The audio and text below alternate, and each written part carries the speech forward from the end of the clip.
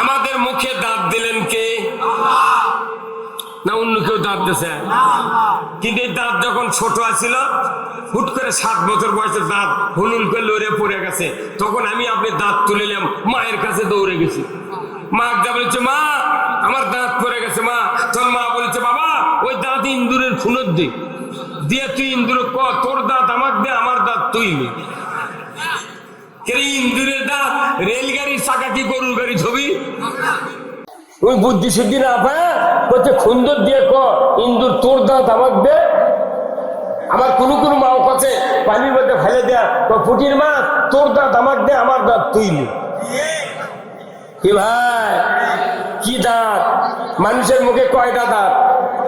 হ্যাঁ কয়টা? ভালো করে গুনেছেন কেউ? লোক দেয় কেউ গোনেননি, খালি শুনে শুনে গোনেন না কে? কাল আয়না দেয়া দাঁত গুলোর সাইজ দেখেন। সামনে 4টে দাঁত আছে কোদালের মতো দাঁত, কোদালের মতো, খালি পিঁপা কাটে, নারকেল কাটার কলা কাটে, এগুলো দিয়ে এই কাটে ছেড়ে দেয়, পরে সাইডের দাঁত চাবি শ্বাস করে ফেলে দেয়। কতক্ষণ দেখা? এরপরে এই 4টে দাঁতের পরে আরো 4টে দাঁত আছে, দুই পাটির দুই দিকে 4টে দাঁত। এই দাঁতগুলো যে চোখা স্টার মার্তুলের মতো। আল্লাহ ইচ্ছা করলে ওই সব দাঁতও এই কোদালে দিতে পারতেন, কিন্তু দেননি কেন? আল্লাহ জানে আমার এই বান্দাগুলি গরুর গোশত কামড় দিয়ে ছিঁড়া খাবে, যদি দাঁত কোদালের মতো দিই দাঁত থেকে ফসকে যাবে। আল্লাহর কি কুদরত! চোখা দাঁত দিছে, কামড় দিছে, খালি আটকে গেছে, নিচকার চোখা উপরকার চোখা, একবার 4টে দাঁত বেজে গেছে। কতক্ষণ দেখা? এই দাঁত দিয়ে যদি গোস্ত টান দিয়ে ফসকে আসতো, ঝোল দিয়ে মানুষের চোখ কানা হতো। কি বুদ্ধি আল্লাহর কারিগর্য! এরপরে 4 পাটি মারির দাঁত দিয়েছে, দেখবেন কেবল বসানের সেন্টনের মতো, দুই দিকে উঁচু, মাঝখানে একটু ডাউন, খালি মুরগির রান সাইড দিয়ে ঢুকে দিয়ে খালি আস্তে চাপ দিয়েছে, ওটি নাচাকা। এই দাঁতের জন্য কি অনলাইনে দরখাস্ত করছিলেন? আল্লাহ কি কান পাও ধরে কান দিয়েছিলেন, আল্লাহ দাঁত দে আল্লাহ? আমার তো শরীক নাই, আমি তো সূরা ইখলাসে বলেছি কুল হুয়াল্লাহু আহাদ, আমি একক আল্লাহ। কথা ঠিক কিনা? আল্লাহুস সামাদ, আমার কেউ আমি কারো মুখাপেক্ষী নই।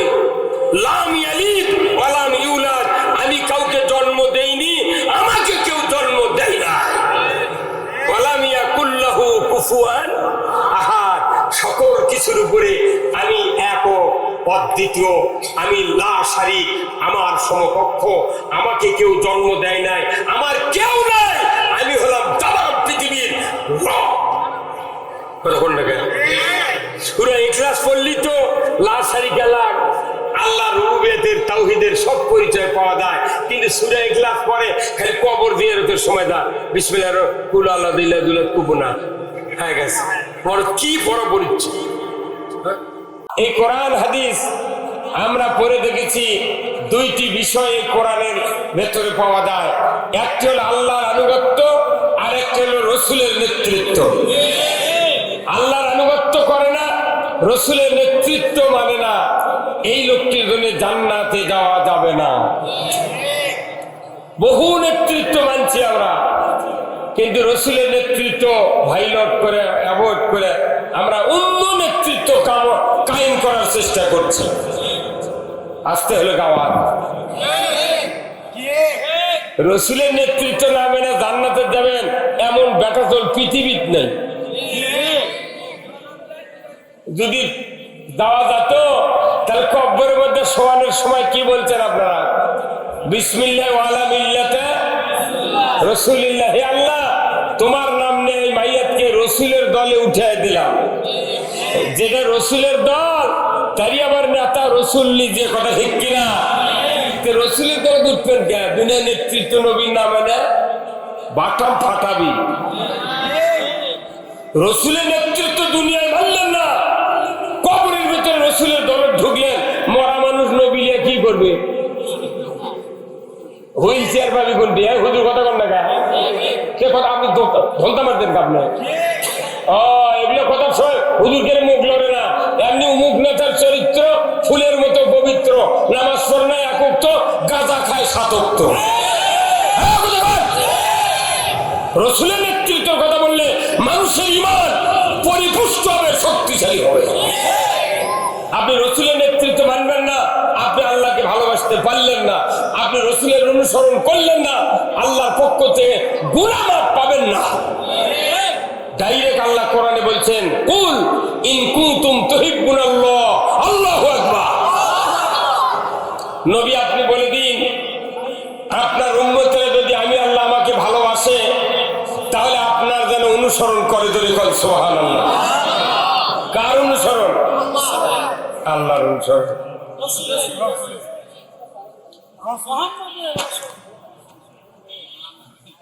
আল্লাহ নিজে রসুলকে বলতে বলেছেন, আপনার উম্মতদেরকে বলে দিন। মানে আমাদেরকে বলার কথা বলছেন কে? আল্লাহ বলছেন, নবী আপনার উম্মতকে বলে দিন, তারা যদি আমি আল্লাহ আমাকে ভালোবাসতে চায়, কাকে? তাহলে ফাত্তাবিউনি, আপনার উম্মতেরা যেন আপনার অনুসরণ করে। যদি অনুসরণ করে আপনার, তাহলে আমাকে ভালোবাসা হলো। আর যখন আমাকে ভালোবাসবে, তখন আমি আল্লাহ তাদেরকে ইহুবিবকুমুল্লাহ, আমিও তাদেরকে ভালোবাসবো। এটা কি খুশির খবর না? আল্লাহ ভালোবাসলে আল্লাহও ভালোবাসবে। আল্লাহ যাকে ভালোবাসবে তার ভাগ্যটা প্রসন্ন। ধরে বলে ঠিক কিনা? শুধু কি ভালোবেসেই ক্ষান্ত হবেন? আল্লাহ নবীকে বললেন, শুধু ভালোবেসেই ক্ষান্ত হব না, আমি আল্লাহ বলে দিচ্ছি, ইয়াগফিরু লাকুম যুনুবাকুম, আমি আল্লাহ তাদের জীবনের সব গুনাহ মাফ করে দেব।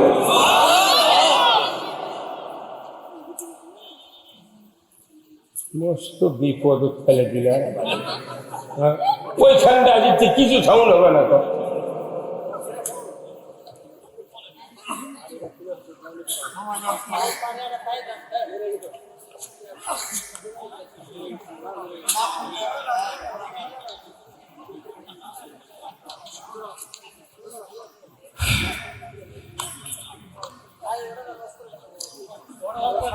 কেবল ওইগুলো বলতে লাগবে না, আলো বাতাস।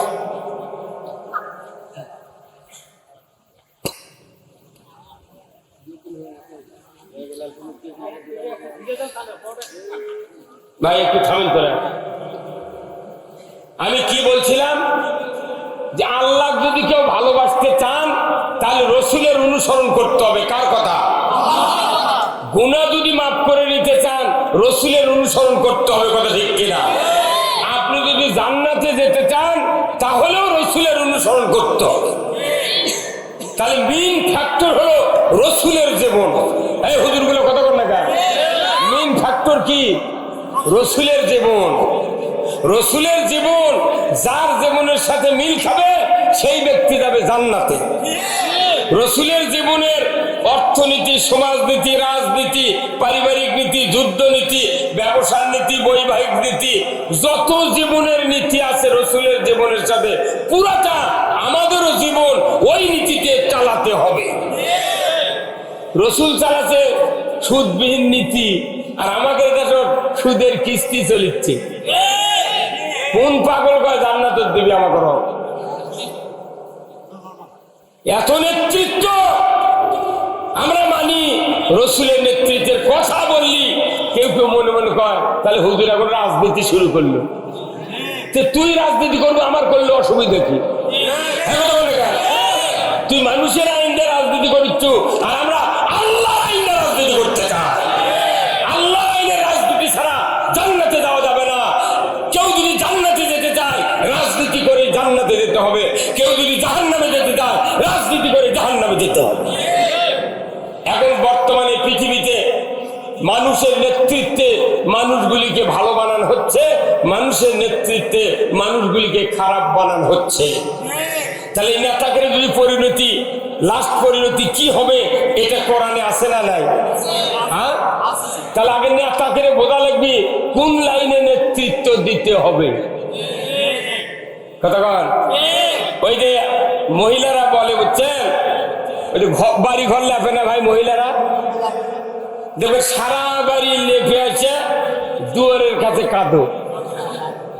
যদি আল্লাহ রসুলের নিয়মে নেতৃত্ব দেওয়া না হয়, সারা জীবনের সব আমল ব্যথা। দেখে সারা ঘর লেপে আছে, দরজার কাছে কাঁদো। সারা জীবন নেতৃত্ব দিয়েছে, একে জীবনের শেষ মুহূর্তে জাহান্নামের ডালি নিয়ে জাহান্নামে যেতে হবে। আমরা কি জাহান্নামে যেতে চাই? যেতে চাই? দুনিয়াতে যদি বলা হয় কে কে জাহান্নামে যাবেন হাত তোলেন, হিন্দুরাও হাত তুলবে না, ওরাও জানে স্বর্গ আর নরক। ইমানদারের জন্য জান্নাতে যাওয়া এত সহজ, খালি রসুলের নেতৃত্ব মেনে নিলি আপনি জান্নাতে যাবেন। কিন্তু সব নেতৃত্ব মানবো, রসুলের যা কলি লাখত বন্ধ লাগে মানে। আপনি আগে এই দুটা জিনিস বোঝেন, আল্লাহর আনুগত্য, রসুলের নেতৃত্ব। সেই রসুল 12.5 লক্ষ বর্গ মাইলের শাসক ছিলেন। উনি মসজিদে নববীর ইমাম ছিলেন। সেই মসজিদে আজও হাজিরা নামাজ পড়লে 1 রাকাতের বিনিময়ে 50,000 রাকাতের সওয়াব। ওটাও আল্লাহর ঘর। আপনাকে এই গ্রামে যে মসজিদ আছে সেটাও কার ঘর? তো ওখানে 50,000 রাকাতের সওয়াব, এখানে আবার 7-8 গুণ সওয়াব। এখানেও তো 50,000 হওয়া লাগবে। কেন হচ্ছে না? ওই মানের মসজিদ আমরা তৈরি করতে পারিনি। রসুলের মসজিদটা ছিল যে ওখান থেকে রসুল্লাহ কোরআনের বিধান কায়েম করেছেন, নামাজ কায়েম করেছেন, যাকাত চালু করেছেন, অন্যায় বারণ করেছেন, ন্যায়ের আদেশ করেছেন, মদ হারাম করেছেন, জুয়া বন্ধ করেছেন, দুর্নীতি বন্ধ করেছেন, সুদ হারাম করেছেন, চুরি বন্ধ করেছেন, জেনার সঙ্গে ছাড়া আইন কায়েম করেছেন, সমাজে শান্তির সকল বিধান কায়েম করেছেন, অশান্তি দূর করার সকল বিধান ওখান থেকেই কায়েম করেছেন। তাহলে মূলত মসজিদে নববী শুধু নামাজের জায়গা ছিল না, ওটা একটা জাতীয় সংসদ ভবন ছিল। সেই জন্য ওখানে 1 রাকাত নামাজ পড়লে 50,000 রাকাতের সওয়াব। আর আমাদের দেশ দাড়ি, টুপি, পাগড়ি, জুব্বা, পাঞ্জাবি, এরপরে আপনার নামাজের ওযু, ডান পায়ে মসজিদে ঢুকে সানা, তাকবীরে তাহরিমা, সূরা কিরাত, 2 রাকাত ফজরের নামাজ মসজিদে জামাতের সাথে আদায় করার পর তারপরও 7-8 গুণ সওয়াব হতেও পারে, নাও পারে। কারণ কি? শুক্রবারে যতবার জুম্মার নামাজ পড়ে বলেন তো, প্রায় 14 মানুষ সুদের কিস্তির সাথে জড়িত। আল্লাহ সুদ হারাম করেছেন, সেই সুদ সমাজে চলিচ্ছে। একটা নেতা সুদের বিরুদ্ধে কথা কয় না ভাই, কথা কয় না। হ্যাঁ, সুদে করে সিসি লোন লেছে, কমপক্ষে 50 লাখ টাকা সিসি লোন করে বড় বড় ব্যবসা করতেছে। আল্লাহ কবি কিয়ামতের দিন, বাবা হয়তো তো সিসি লোন পাস করে দেবো, আয় ওই গাছের সাথে বাঁধতে তো কবি তোর কত কোটি লাগবে লিগুয়া করলে। লোনটার নাম তো কি, ব্যাংকারেরা লোনের নাম তো সিসি, হরকত দিয়ে যদি পড়া হয় তাহলে সিসি। হরকতের উচ্চারণ তাড়াতাড়ি করিয়া করিতে হয়। কি হল কথা বলেন? আপনি কামেল পাখির মতো বাতাম ফাটার লেগে আপনার, হ্যাঁ কথা বলেন। হরকত দিয়ে পড়লে সিসি। আমার এই জুব্বা যদি গরুর গোবর ভরে থাকে, অবশ্যই আমার এই ইমরান ভাই বলবে সিসি হুজুর এখানে কি বলবে। সিসি কথা কি ভালো? নবীর উম্মত, পাক্কা নামাজি। আমরা হজ করেছি, উমরা করেছি, সব মানি, কিন্তু দেশে সুদ চলে, কোনো প্রতিবাদ নাই। এখন মসজিদে যতগুলো মানুষ নামাজ পড়ছে শুক্রবারের দিন 10 আনা লোক জুমার নামাজ খালি পড়ে, আর বাদ বাকি নামাজ পড়ে না। যদি জুব্বা 12 হাত গায়ের দাগ দিয়ে যদি নামাজ পড়ে, আর 7-8 গুণ সব হবে।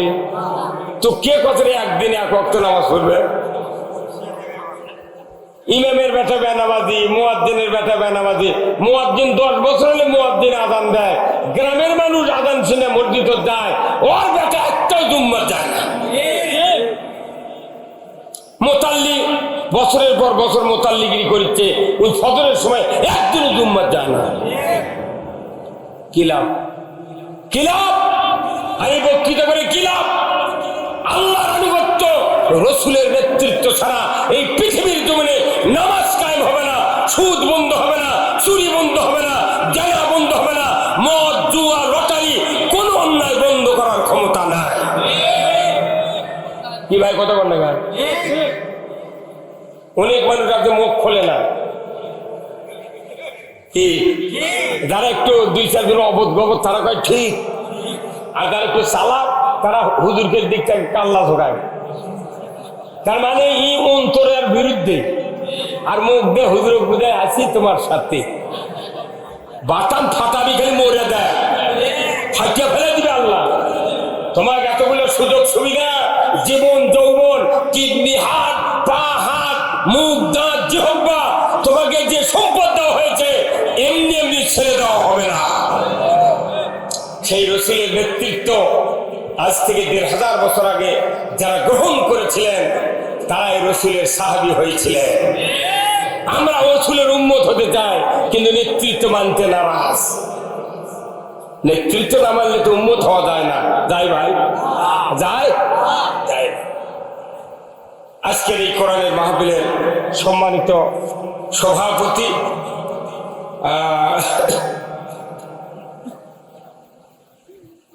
অত্র এলাকার কৃতি সন্তান জনাব অ্যাডভোকেট মোহাম্মদ জাহিদুর রহমান জাহিদ, নারায়ণগঞ্জ, ঢাকা।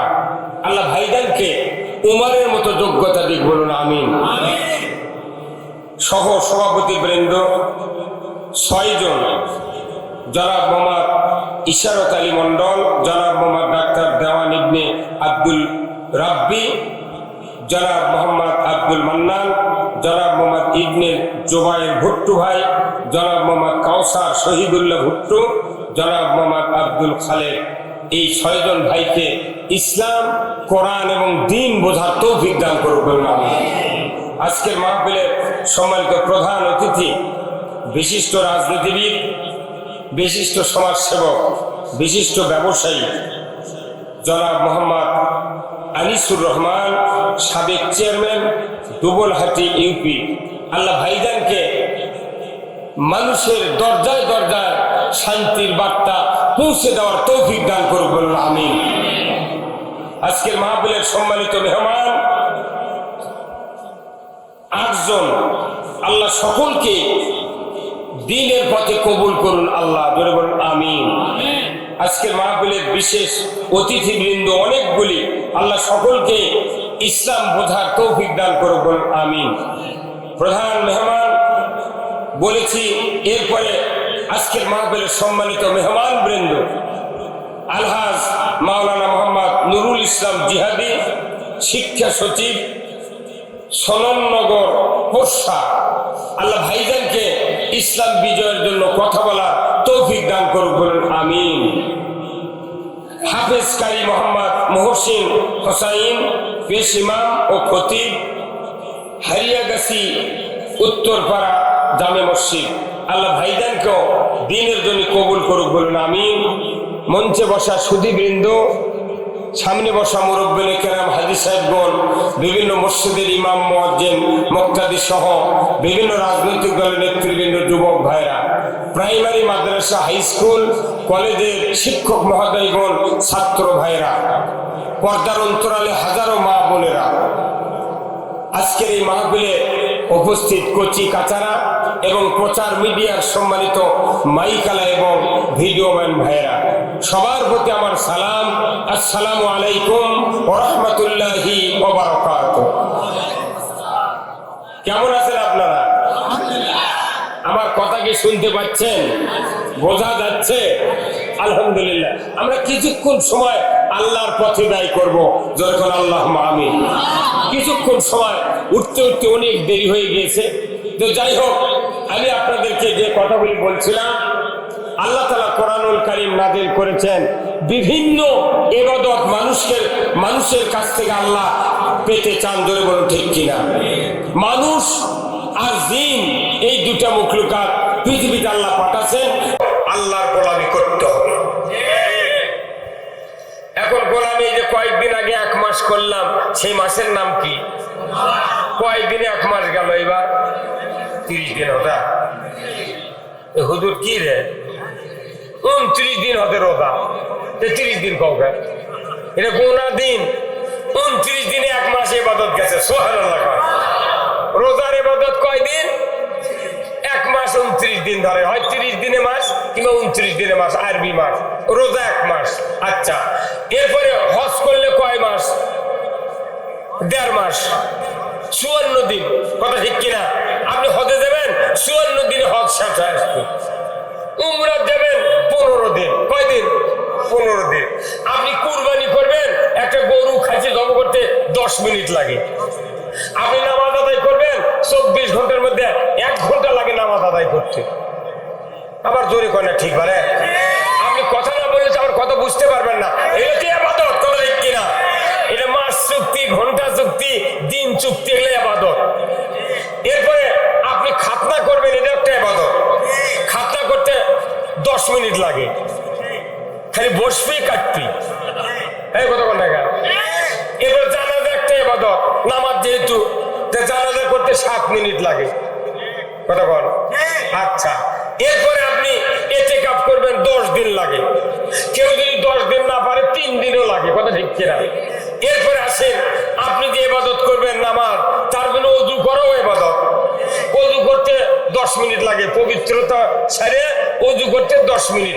এমনি করে দেখা যায় যত ইবাদত আছে সব মাস চুক্তি, দিন চুক্তি, 1.5 মাস, 15 দিন, 1 ঘন্টা, 10 মিনিট, 7 মিনিট, এইভাবে হাজারো ইবাদত আছে।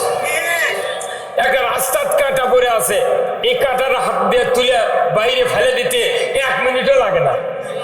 আপনার অসংখ্য সওয়াব হলো। দরুদ শরীফ পড়তে, একবার দরুদ পড়লে আল্লাহ রাসূল বলছেন 10টা রহমত পাবে, 10টা সগীরা গুনাহ মাফ, 10টা মর্যাদা আল্লাহ তাআলা দিয়ে দিবে। একবার দরুদ পড়তে না 5 মিনিট লাগবে। তাহলে এইগুলো হচ্ছে দিন, মাস, সপ্তাহ, 10 দিন, 5 দিন, 1 ঘন্টা, 10 মিনিট, 5 মিনিটের ইবাদত। কিন্তু একটা ইবাদত আছে, যে ইবাদতটা 24 ঘন্টা আপনার পাশে থাকবে। নামাজ তো কোনই 1 ঘন্টা। আপনি শুনিন আগে, এই যতগুলো ইবাদত আছে সমস্ত ইবাদতের বাদ একটা ইবাদত আছে, সেটা 24 ঘন্টা আপনার সাথে থাকবে। আপনি ঘুম পারবেন, ওই ইবাদত আপনাকে নিরাপত্তা দিবে। সেটা বলিচ্ছি, এখন আগে খালি ঠিক কর, আগে ঠিক কর, তারপরে এখন আশা হচ্ছে হুজুর তাড়াতাড়ি কোন ছেলে মজা পাচ্ছি, তাই না? তাহলে এতগুলো ইবাদত আছে, এই ইবাদত গুলি আল্লাহর হুকুম। কিন্তু আল্লাহর আরেকটা নির্দেশ আছে, ওই ইবাদত যদি আপনি বাদ দেন, আপনার ঘুম হারাম, সমাজে অশান্তি হবে, সমাজে দুর্নীতি হবে, সমাজে পর্দা থাকবে না, সমাজে চুরি বন্ধ হবে না, জেনা বন্ধ হবে না, অকাম কুকাম সব চলবে। এখন সেই ইবাদতটা হলো কি? সেই ইবাদত হলো ইসলাম মানা। কি মানা? ইসলাম মানা। নামাজ কোনো ইসলাম নয়, নামাজ হলো ইসলামের একটা ধর্মীয় পাস। রোজা এটা পুরো ইসলাম নয়, এটা একটা ইসলামের ধর্মীয় পাস। কথা ঠিক কিনা? বলেন তো, একটা সাইকেল তৈরি করতে 265টা পার্টস লাগে। যদি আপনি সাইকেলের সামনের চাকার কিংবা পেছনের চাকার বিয়ারিং যদি খুলে থন, ওই সাইকেলের চাকা সোজা হয়ে যাবি? কি হবে? কাজ হয়ে পড়বি।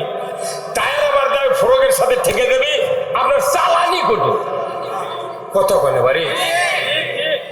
কি ভাই, কথা কি? হ্যাঁ, তাহলে বোঝেন, তাহলে ইসলাম নামক যে ইবাদত আছে, আমি আপনি রাত্রে ঘুম পারবো, কিন্তু ইসলাম আপনাকে পাহারা দেবে। তাহলে ইসলামটা কি? আগে ইসলাম বোঝা লাগবে, তারপরে আপনি নামাজ বোঝেন। যে নামাজ দিয়ে ইসলাম কায়েম হবে, ইসলাম বিজয় হবে, সেই ইসলামই বুঝি না। এই হাজার হাজার সভা, হাজার হাজার মাদ্রাসা, হাজার হাজার মসজিদ, লক্ষ লক্ষ হাজি, হাজার হাজার জাকের, কোটি কোটি শ্রোতা, তারপরে বাংলাদেশে শান্তি নাই। কারণ কি? বাংলাদেশে ইসলাম নাই। দাড়ি টুপি যোগ্য আছে, সব আছে, কিন্তু ইসলাম নাই। ইসলাম কেন প্রয়োজন? আসুন কোরআনুল কারীম থেকে আমি আপনাদেরকে বলবো। কিভাবে বিরক্ত হচ্ছেন নাকি? এখন এই কথা বলতে গেলে কিছু কিছু লোক, কিছু কিছু মুন্সি উঠে যাবে, ওরা কবি এগুলো কবি গে উমরের দেবনী ধরবি।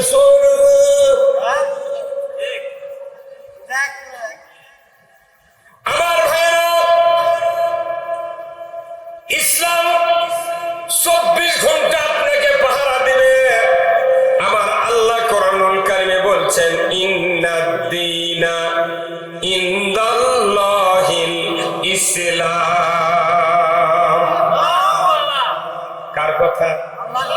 আমার আল্লাহ বলছেন ইসলাম নামক জীবন ব্যবস্থা আমি আল্লাহ আমার কাছে প্রিয় বান্দা, তোমাদেরকে আমি হুকুম দিয়ে দিচ্ছি ইসলামকে তোমরা জীবন ব্যবস্থা হিসেবে গ্রহণ করো।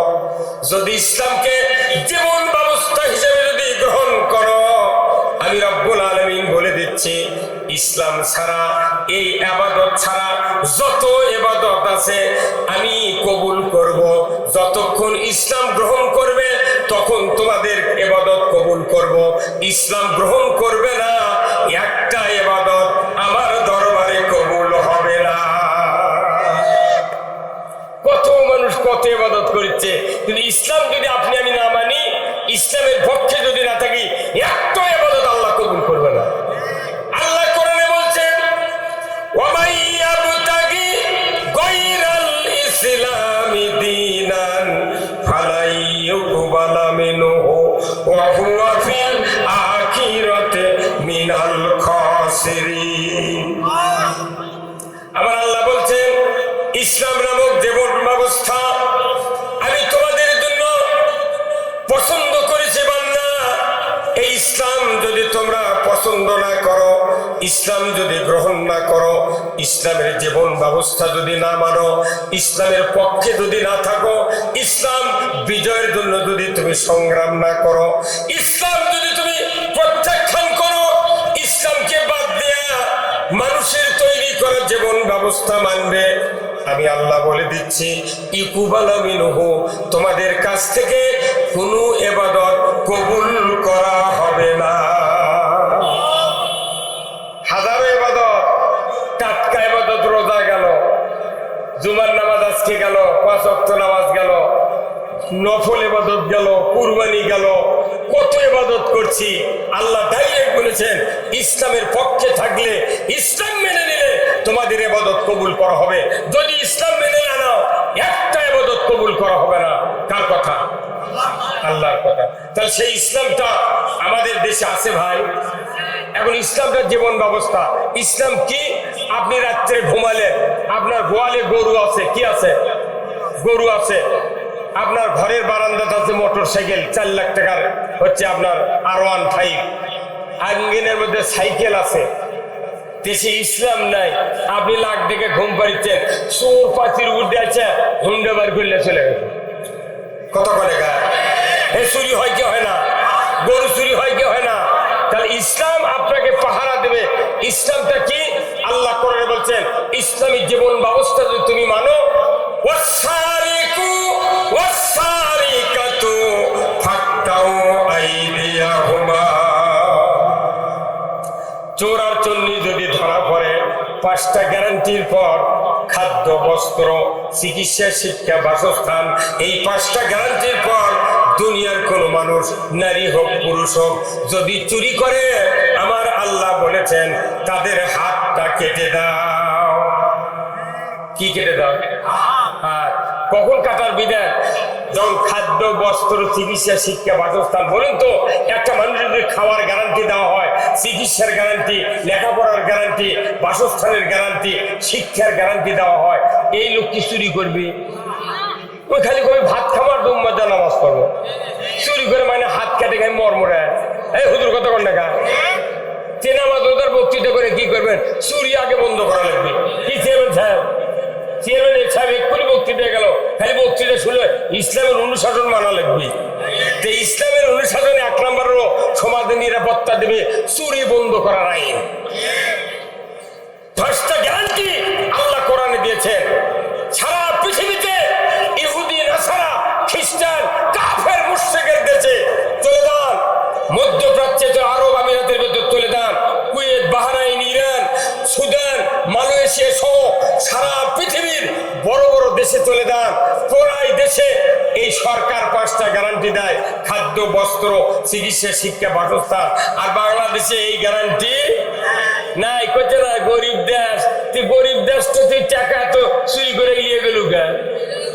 হ্যাঁ কথা কোন টাকা? তুই গরিব তো টাকা পালু কোনটি রে? তুই কোনটি পালু টাকা এগুলা? জনসভা করছো নাকি? আল্লাহ নিজে বলেছে 5টা গ্যারান্টি দিতে হবে। আর চুরি 5টা গ্যারান্টির ভেতরে 3টা শর্ত আছে, ধরে কর আল্লাহু আকবার।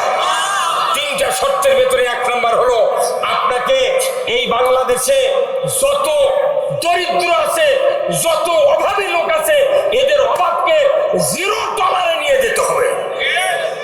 কোটি কোটি টাকার মালিক, তারকের পক্ষে আইন আছে, গরিব ধানের মধ্যে কাদুর মধ্যে খুদিচ্ছে, হাঁস পালিচ্ছে, ভটভটি চালাচ্ছে, লসিমুন করিমুন কত রকমের খাদ্য কাজ করে মানুষের খাদ্যের জোগাচ্ছে, অথচ তারা জীবনে জমিত নামে না, তাই হতে কৃষিমন্ত্রী। বাংলাদেশে যদি কেউ কৃষিমন্ত্রী হয় তাকে 100 বিঘা জমি দিতে হবে। তুমি এই জমি 100 বিঘা আবাদ করো, যদি তোমার ধান ফলন হয়, ফলন যদি কম হয়, তোমার 5 বারে কৃষিমন্ত্রীকে বাড়ি করে দাও। কৃষিমন্ত্রী যদি 100 বিঘা জমি আবাদ করে, ওই বুঝবি সার কেনার কি ঠেলা। এই কথা বললেন নাকি আপনার জোরে বললেন নাকি? কৃষিমন্ত্রী বুঝবি সার কেনার ঠেলা কি, এমএসটার টপ কেনার ঠেলা কি, ফসফেটের কেনার ঠেলা কি, আর ইউরিয়া সার 1360 টাকা, যে ইউরিয়া 300 টাকা বস্তা কেনা হতে, এখন দেশে ফ্যাক্টরি তৈরি হতে, তাও সেই ইউরিয়া সার 1360 টাকা। মোটা টাকা এই বদমাইশকে পকেটে উঠতেছে। আল্লাহ বলেছে কৃষি কাজে ভর্তুকি দিয়া জাতির কল্যাণ করতে হবে। আমরা বক্তৃতা করি, কোরআন হাদিসে মনে করবেন আল্লাহর ওলি হয়ে গেছে। এগুলো অলিগিরি দিয়ে পৃথিবীর শান্তি কায়েম হবে না। কৃষি পণ্যের দাম কমাতে হবে। কি ভাই, এই যে উনি তো নারায়ণগঞ্জে মোট সার আছে, ওটি সিন্ডিকেট করে ওই ফ্যাক্টরির থেকে, জাহাজের থেকে মোটটা সার এক কোম্পানি আগেই কিনে নেয়, নিয়ে একটা করে বস্তার 800, 1000 টাকা, 900 টাকা লাভ করে ওই বাজারত ছাড়িচ্ছে। আর আমাকে করছে সার নাই ভাই, তিউনিসিয়া নাই। ডক্টর ইউনূস সেই জন্য লাগিয়েছে, ডক্টর যদি 20 বছর থাকে, এই দেশ সিঙ্গাপুর বানাবে। সিঙ্গাপুর বানাবে, মরদ আছে। এখন কে বোঝা যাচ্ছে বাংলাদেশ পৃথিবীর মানুষ এখন চিনিচ্ছে। আমাদের দেশে যেগুলো নেতা ছিল এতদিন 54 বছর হলে, এরা ইংরেজি বাংলা দিয়ে লিখে নিয়ে যায়, ইংরেজি বাংলা দিয়ে লিখে নিয়ে যায়, ওই উত্তর ছুঁয়ে পড়ে। আর ডক্টর ইউনূস 1 ঘন্টা বক্তৃতা দেয় বিশ্বের মেডেলিস্টের দেশে, প্রত্যেকটা দেশে অর্থনীতির উপর 1 ঘন্টা যদি বক্তৃতা দেয়, তার বিল হলো 75 লক্ষ টাকা। 1 ঘন্টা বক্তৃতা দিয়ে পায় 75 লক্ষ। আর আমরা 1 ঘন্টা বক্তৃতা দিয়ে যদি 50,000 চাই, মনে হয় ওই গলার দড়িতে মরবি।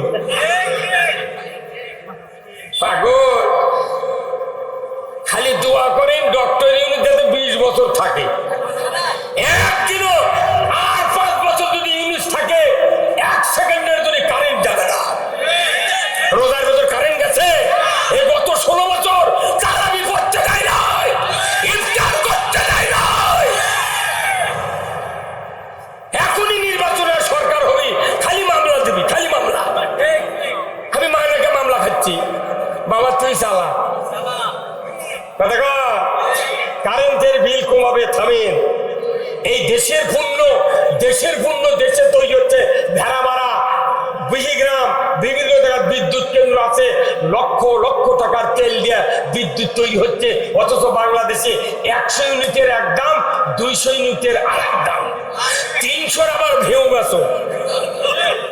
আর বইগাঁওতে যে করছে এসি দাম চালান না, আর ঢাকাত কয়জন এসি বন্ধ করে করছো, বাটাম ফাটাবে এইবার।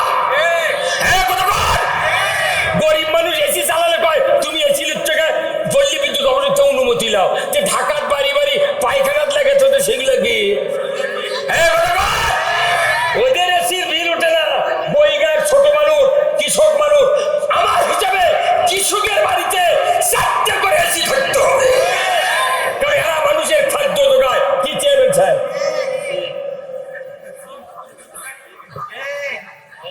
নামাজ রোজার বক্তৃতা খালি রসুল জান নাই, রসুল সুদ হারাম করেছেন, পর্দা ফরজ করেছেন, চুরি বন্ধ করেছেন, জানা বন্ধ করেছেন, তবেই পৃথিবীতে শান্তি কায়েম হয়েছিল।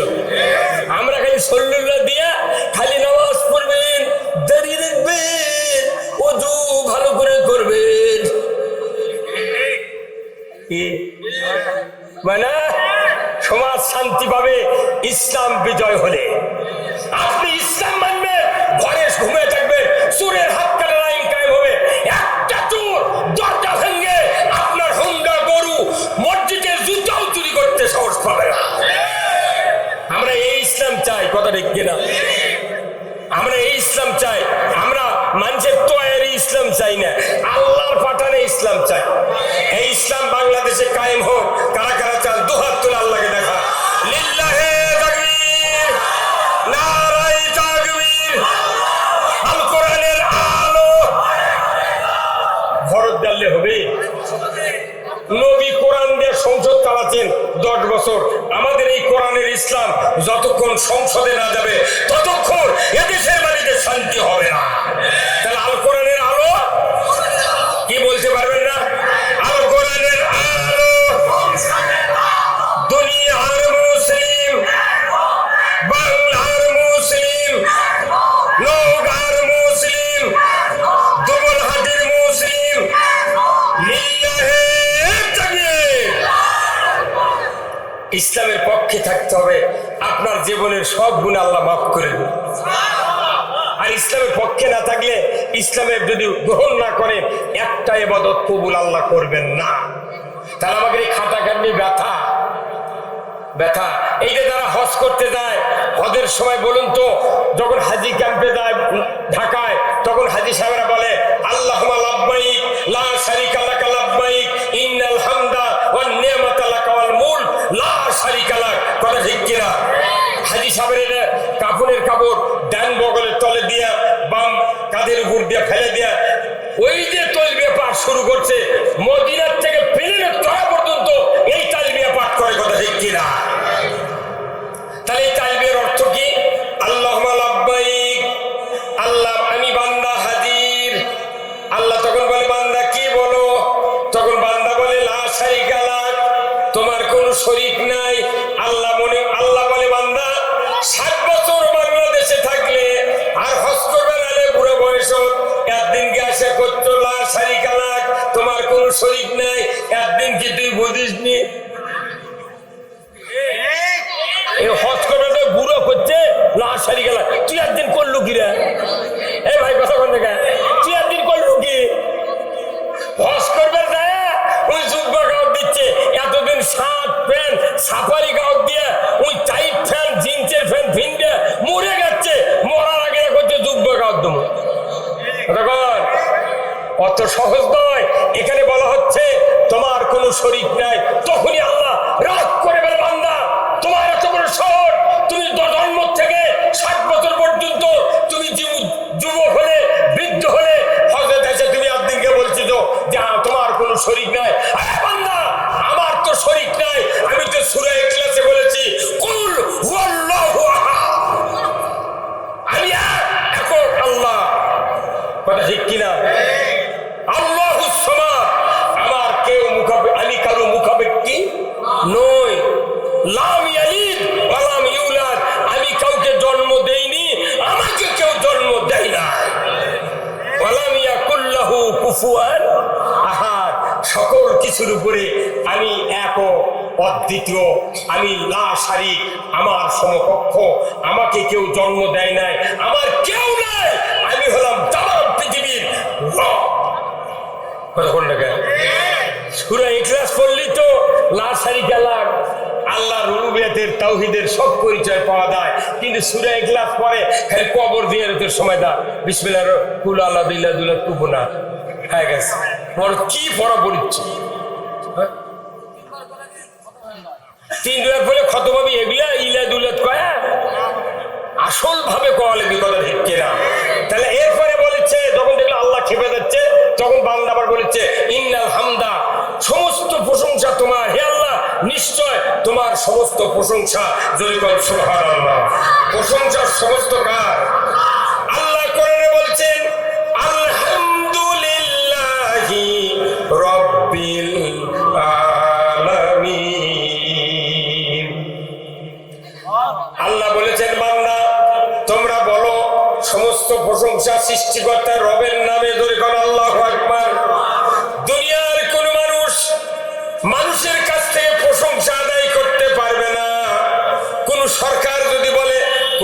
বান্দা যদি বলে আজকে সারাদিন আমার তোমরা প্রশংসা করবে, দেখা যাবে একজন প্রশংসা করবে, সে হলো ওর থেকে টাকা হাওলাত দেশে, না হয় জমি বাগি করে, না হয় টাকা ধার দেশে, না উপকার করছে, এইরকম 2-4 লোক তার প্রশংসা করতে পারে, কিন্তু বাদ বাকি লোক কেউ তার প্রশংসা করবে না।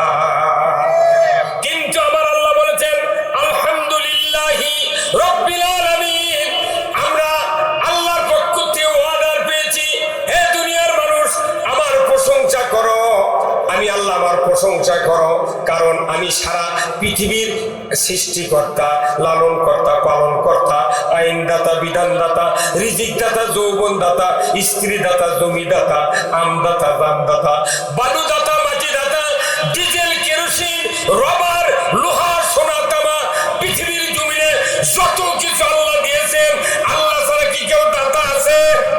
যেরকম আছে। আমাদের মুখে দাঁত দিলেন কে? না অন্য কেউ দাঁত দিয়েছে? কিন্তু এই দাঁত যখন ছোট আছিল, হুট করে 7 বছর বয়সে দাঁত হুলুল করে লড়ে পড়ে গেছে, তখন আমি আপনি দাঁত তুলিলাম, মায়ের কাছে দৌড়ে গেছি। মা যা বলেছে, মা আমার দাঁত পড়ে গেছে। মা তখন মা বলেছে, বাবা ওই দাঁত ইন্দুরের খুনত দিয়ে তুই ইন্দুর ক, তোর দাঁত আমার দে, আমার দাঁত তুই দে। ইন্দুরের দাঁত রেলগাড়ির চাকা কি গরুর গাড়ি ছবি? তুই কোন সাহসে মা হয় এই কথা বলো? ওই সময় মার বলা উচিত ছিল, তোমার যেহেতু 7 বছর বয়স, বাবা আসো আমার সাথে উজু করো, তোমার যেহেতু দাঁত আল্লাহ দেশে নরম দাঁত, সেটা ফেলে দিয়ে আবার শক্ত দাঁত দিবি, তুমি এই দাঁতটা শিশির মধ্যে থাও, আর আমার সাথে 2 রাকাত শুকরিয়াতার নামাজ পড়ে বলো, আল্লাহ তুমি যে দাঁত দিয়েছিলে, পুঁয়ের শাক দেয়া খালি পোলা খিচড়ি খেয়েছি, আল্লাহ আমি তো শক্ত কিছু খেতে পারবো না, অতএব এই দাঁত ফেলে দিয়া তুমি আমাকে এমন সুন্দর 1 পাটি দাঁত দাও, 2 পাটি দাঁত দাও, যে দাঁতের মধ্যে বের দাঁত না হয়, দাঁতের যাতে পোকা না লাগে। ওই বুদ্ধি শুদ্ধি না পায় করছে সুন্দর দিয়ে ক, ইন্দুর তোর দাঁত আমাকে দে। আবার কোন কোন মাও কাছে পানির মধ্যে ফেলে দেয়া, ফুটির মাছ তোর দাঁত আমাকে দে, আমার দাঁত তুই নে। কি ভাই, কি দাঁত? মানুষের মুখে কয়টা দাঁত? হ্যাঁ তোর কয়টা? ভালো করে গুনিছেন কেউ? লোক দেয় কেউ গুনেননি, খালি শুনে এটা গুনেন না কে? কাল আয়না দিয়া দাঁতগুলোর সাইজ দেখেন, সামনে 4টে দাঁত আছে কোদালের মতো দাঁত, কোদালের মতো, খালি পিঁপা কাটে, নারকেল কাটে আর কলা কাটে, এগুলো দিয়ে এই কাটে ছেড়ে দেয়, পরে সাইডের দাঁত চাবি শেষ করে ফেলে দেয়। কতক্ষণ দেখা? এরপরে এই 4টে দাঁতের পরে আরো 4টে দাঁত আছে, 2 পাটির 2 দিকে 4টে দাঁত, এই দাঁতগুলো যে চোখা স্টার মার্তুলের মতো। আল্লাহ ইচ্ছা করলে ওই সব দাঁতও এই কোদালে দিতে পারতেন, কিন্তু দেননি কেন? আল্লাহ জানে আমার এই বান্দাগুলি গরুর গোশত কামড় দিয়ে ছিঁড়ে খাবে, যদি দাঁত কোদালের মতো দিই দাঁত থেকে ফসকে যাবে। আল্লাহ কি কুদরত, চোখা দাঁত দিছে, কামড় দিছে, খালি আটকে গেছে, নিচকার চোখা উপরকার চোখা, একবার 4টে দাঁত বেজে গেছে। কতক্ষণ দেখা? এই দাঁত দিয়ে যদি গোস্ত টান দিয়ে ফসকে আসতো, ঝোল দিয়ে মানুষের চোখ কানা হতো। কি বুদ্ধি আল্লাহর কারুকার্য। এরপরে 4 পাটি মারির দাঁত দিয়েছে, দেখবেন টেবল বসানের সেন্টনের মতো, 2 দিকে উঁচু, মাঝখানে একটু ডাউন, খালি মুরগির রান সাইড দিয়ে ঢুকে দিয়ে খালি আস্তে চাপ দিয়েছে, ওটি মেচা খাওয়া। এই দাঁতের জন্য কি অনলাইনে দরখাস্ত করছিলেন? আল্লাহ কি পাও ধরে কান দিয়েছিলেন, আল্লাহ দাঁত দে আল্লাহ? মা আপনার জন্মের আগে মায়ের বুকে সুন্দর গরম মিষ্টি ঘুমের ওষুধ সহ ওই দুধের ভিতরে আল্লাহ এমন একটা মেডিসিন দিয়েছেন, আপনার জীবনের কোনো রোগ হবে না। ধরে কর আল্লাহু আকবার। আপনি আমি পৃথিবীতে আসি নাই, আমার খাদ্য মায়ের বুক খেলিয়েছে, ঠিক কিনা? তিনি হলেন আলহামদুলিল্লাহি রব্বিল আলামিন। আল্লাহর প্রশংসা যখন আপনি সূরা ফাতিহা পড়বেন, এইগুলি চিন্তালিয়ে পড়া লাগবে। আল্লাহ আমাকে কি দেয়নি, সব দিয়েছে আল্লাহ, তোমার শুকরিয়া করে আমি শেষ করতে পারবো না। লাইন শাকারতুম লাযিদান্নাকুম, যদি আমার শুকরিয়া করো বান্দা, তোমার নিয়ামতকে আমি বাড়ায় দেব। আল্লাহু আকবার। আর যদি অলাইন কাফারতুম, যদি না শুকরি করো, আমি আল্লাহ তোমাদের নিয়ামতকে কমায় দেব। শুধু কমায় দিবে, আযাবিলা শাদীদ, আল্লাহ কঠিন আযাব দিবে। জোরে বলো ঠিক কিনা? এই দাঁত আল্লাহ দিলেন। জিহ্বাটা কি জিহ্বা? একটা জিহ্বার দাম 10 কোটি টাকা। কয় কোটি? প্যাথোলজি মেশিন এই জিহ্বাতে কয়েক কোটি সেল আছে। এই জিহ্বাতে আপনি একবারে যদি এত টাইমে 1 সেকেন্ড পর পর 100টা ফল দেন, 100টা খাবার দেন, সেকেন্ডের ভেতরে বলে দিবে এটা লেবু, এটা টমেটো, এটা খেজুর, এটা কুশের গুড়, এটা চিনি, এটা হচ্ছে আপনার খেজুরের গুড়। তাহলে এই জিহ্বার আবার কত দাম? প্যাথোলজি আপনি ডায়াগনস্টিক সেন্টারে যান, প্রস্রাব পায়খানা রক্ত পরীক্ষা করে মেডিসিন বিশেষজ্ঞ ডাক্তারেরা সই দিয়ে আপনাকে রিপোর্ট দেয়। কমপক্ষে 5,000 টাকা বিল করে এই পরীক্ষার বিল, তারপরে ডাক্তারের কাছে যায়। আর আপনাকে এমন মেডিসিন বিশেষজ্ঞ জীবের সাথে সেট করে দিয়েছে, মুখত দিলি কাগজ কলম ছাড়াই রিপোর্ট। কি রিপোর্ট? এই জীবে মুখত দিয়ে আল্লাহ আমরা ছেড়ে দিছে, তুই আমার জিকির করবো, আর সেই জিকির না জোরে করবে করছি, তাই কেউ কেউ মুখ লোকে তাই গেল। জানেন এই জিকিরের কত দাম? আমার নবী বলেছেন, দুনিয়ার জমিনে মুমিনগণ যদি একত্রে বসে জামাতবদ্ধ ভাবে বসে যদি তৌহিদের কালেমার জিকির করে, আমার নবী বলেছেন আরশে আজিমে একটা নূরের খুঁটি আছে, ওই খুঁটির সাথে সাথে থরথর করে কাঁপতে থাকে। আমার আল্লাহ বলেন, খুঁটি রে কাঁপছো কেন? বলে রব্বুল আলামিন ওই যে দুবল হাতির সুন্দর একটি তাফসীরুল কোরআন মাহফিল দেখছি, ওখানে হাজার হাজার মুসলমান নরনারী তৌহিদের কালিমার জিকির করছেন। আল্লাহ ওই বান্দা বান্দির যতক্ষণ জীবনের গুনাহ মাফ না করবেন, আমি আরশের খুঁটি থামতে রাজি নই। আমরা জিকির করব এই ময়দানে, আমাদের পক্ষে মাফ চাবে কে? আরশের খুঁটি।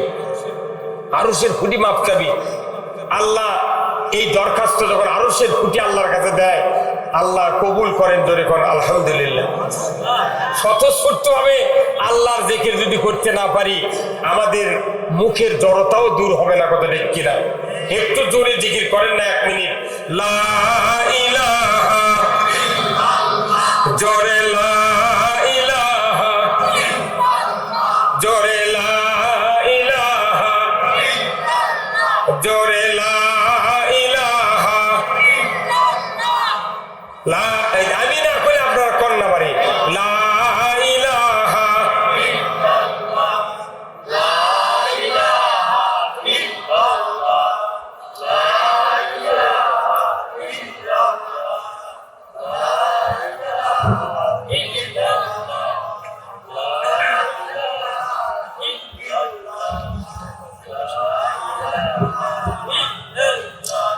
লা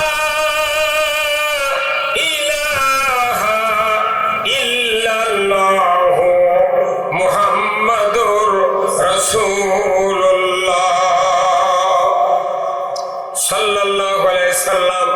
জলিলুল কদর হযরতে মূসা আলাইহিস সালাম আল্লাহর দরবারে গেলেন তুর পর্বতে। নবীজি বললেন, রব্বুল আলামিন, ও আরশের মালিক আল্লাহ, আপনার কাছে আমার একটি দরখাস্ত। বলে, কি দরখাস্ত? রব্বুল আলামিনের নবী বলেন, মূসা আলাইহিস সালাম, আল্লাহ আমাকে একটা নতুন একটা বাক্য শিখায় দেন, যে বাক্য দুনিয়ার কেউ তেলাওয়াত করেনি, কেউ মুখ দিয়া জবানে উচ্চারণ করে নাই।